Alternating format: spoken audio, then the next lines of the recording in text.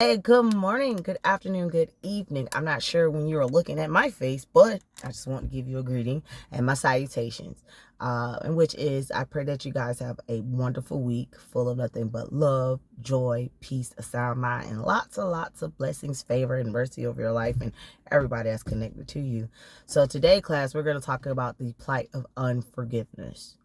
And I'm going to share my testimony first, and then we're going to get into the message, and hopefully I can be in and out in about 15 minutes, okay? Because I'm tired. But anyway, so the plight. What does the plight mean? The plight means to have an overwhelming sense of, I don't trust this. I don't believe this. Like, I'm like, my mind is going crazy. Like, I'm just overthinking. It's like a lot. It's basically plight. Let me just, because y'all know I ramble, okay? Let me just break it down. Plight means to have a unwilling ability to let go of something. Okay? So that's why today, class, we're going to talk about the plight of unforgiveness. Because a lot of us, me included, y'all know me, I ain't ashamed to say, I need Jesus as much as y'all. I need help as much as y'all. And I'm very well and established in my belief system, my spiritual journey, my emotional journey. I'm very established in that, but I still struggle on a daily basis. So we're not aiming for perfection, okay? On my end, I'm not aiming for perfection. I'm aiming for peace, okay? So I have a plight of unforgiveness just like you. Now, my testimony with unforgiveness is I've experienced a lot of betrayal from people that I trusted, people that I actually loved and would move the moon, the stars, in the sky for. That if a burning was building, I would run up in the building and go grab them and jump out of it. And they wouldn't do the same for me.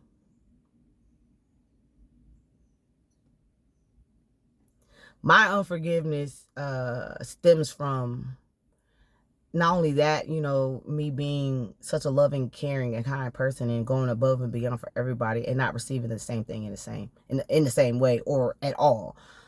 My unforgiveness, it harbored from a place of wanting to be loved, wanting to be valued, wanting to be understood, and I placed expectations on people to do that.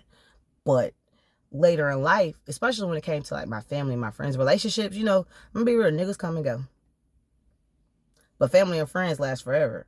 Well, they're supposed to, but they don't. So, yeah, there's that. And so for me, the amount of unspoken words that I carry, the frustration I felt with certain people, and not necessarily I was afraid to articulate how I felt or express my feelings. I just felt like once I say something, it's going to make things worse. And a lot of unforgiveness came from that. Not necessarily me forgiving them, but me forgiving myself for not showing up more than I should have in certain situations, especially when it comes to my feelings. And I'm learning now that if people love you, they will respect you. And if they don't respect you, you have to teach them. And if you taught them and they still don't get it, get rid of them. But when you get rid of them, don't hold on to it, okay? And so that's my testimony. We are going to forgive, forget, and move on. And so what I've been doing lately, right? And I don't know who really needs to hear this message, but I want you to understand that, for one, the forgiveness that you are giving to people is not for them. It's grace for you to be free from pain, from frustration, from being reminded of the betrayal, being reminded that people hurt you, that people, that you showed up for people that didn't show up for you. Whether, again, it could be in any facet of a relationship. It could be with your bloodline, which is your family, your mom, dad, sister, cousin, uncle, brother, auntie, you know what I'm saying? Or it could be a friendship, or it could be a relationship, like with your partner, whatever your sexual preference is. You could be gay, straight, bisexual, lesbian, whatever. Okay? Again, the forgiveness is not for them. It's for you to have grace to let go. Now, you could say that you forgive someone, but if you continue to sit in that, especially a lot of us, especially women, I can't speak for men, right? I don't know if men overthink. I don't know if men go through stuff. They, 9 out of 10, ain't gonna tell you no way. But as women, we are chatty, and we're always like, somebody did this and this happened, this happened. We're willing to express ourselves in a manner where, we tell each other our business. And I realize a common consensus against women is that we harbor a lot of grudges and unforgiveness towards people. And we may forgive them, we may still deal with them on a regular basis, but in the back of our minds, we're still thinking that the person is going to hurt us again. Or any new people that come in, I have to watch them and see how they move and see how they operate, because I feel like, just based off of prior experience, and that this person is going to do the same thing, if not worse. And I'm encouraging you, if you're looking at me right now, I'm encouraging you to forgive and forget so you can move on. I don't know why I'm making this video, honestly. But usually I don't know why I'm making a video. I'm just being obedient to the Holy Spirit and God. They gave me the ability to be a messenger and to be a teacher and an encourager. So hopefully you're getting what I'm saying. And this doesn't, I'm really not talking about women per se. I just use women as an example of how we are willing to express ourselves and show emotions. Men are too. I've met some men that are expressive and don't mind saying they were hurt or they were betrayed. They go through things, whatever. It's very rare, far few in between, but it does happen. And so, back to my point. Unforgiveness is one of the most, well, I'm going to say, not unforgiveness. Forgiveness is one of the hardest things that people can do. And if you're full of pride, you're definitely not going to forgive, nor will you forget, and you will hold that grudge to the day you die. And I firmly believe that a lot of people are in the grave right now because they held on to a grudge. They held on to unforgiveness. So with that being said, if you're looking at me like I'm looking at that camera, let it go, bro. It's not easy, okay? It may take years. But the more you begin to work on forgiveness, first of all, start with yourself, okay? Forgive yourself for having expectations on how people should treat you, okay? That's one thing. The expectation that you had for certain people because you expect for them to be like this towards you because you would be like that towards them. Let that part go first, the expectation, okay? Then the next step is letting go of the betrayal that took place. Then get to a place where you are accountable. Or scratch that. Let's start that over. First, be accountable for what you did in the situation and the expectations that you had and the betrayal that you felt and the disappointment and resentment towards the situation or the the person in the situation. Do that part first. Forgive yourself first. Because if you don't learn how to forgive yourself, you'll never be able to forgive anybody else and give anybody else grace. Give yourself grace to grieve, okay? That's the thing.